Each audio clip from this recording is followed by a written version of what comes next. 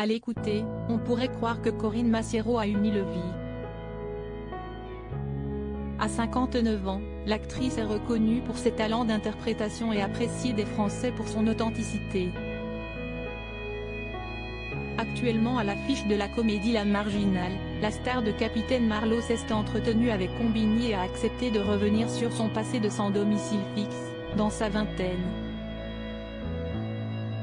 Parfois, tu trouves des gens qui te paient à manger, soit tu te fais inviter, soit tu fais avec ce que t'as.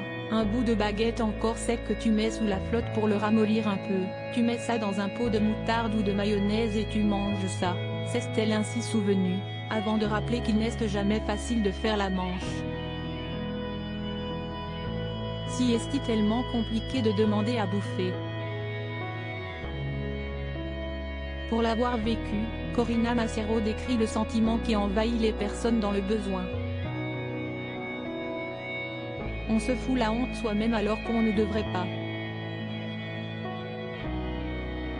Sur le tournage de La Marginale, où elle campe Michel, une SDF qui squatte les couloirs de Roissy, l'actrice a ainsi pu apporter une véritable plus-value à son personnage, en suggérant notamment quelques changements dans la mise en scène de certaines séquences à l'aéroport.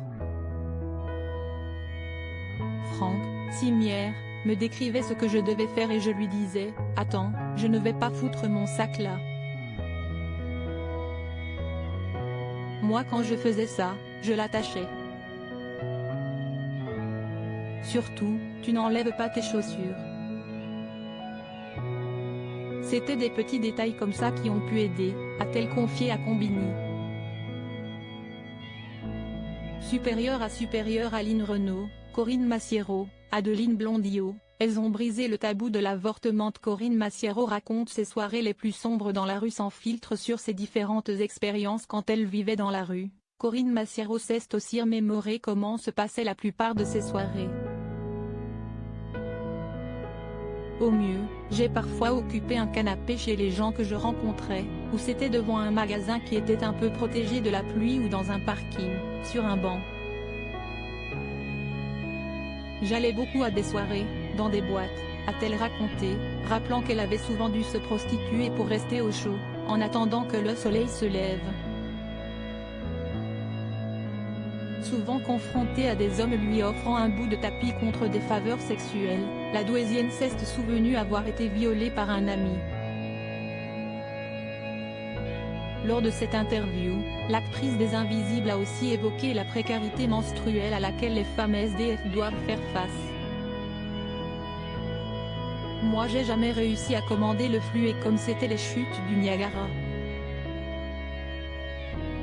À l'ancienne, t'as un vieux t-shirt qui traîne, tu le mets dedans, tu le retournes, tu le remets en boule, ou alors avec des papiers, des journaux, a-t-elle expliqué. Consciente du mépris d'une certaine frange de la population française à l'égard des sans domicile fixe, Corinne Massiero a aussi profité de cet entretien avec Combini pour faire une piqûre de rappel. Arrêtez de dire que si est une question de volonté, si est pas une question de volonté. Sortez de votre bulle, allez parler avec les gens qui sont dans la merde. Crédit photo, MPP.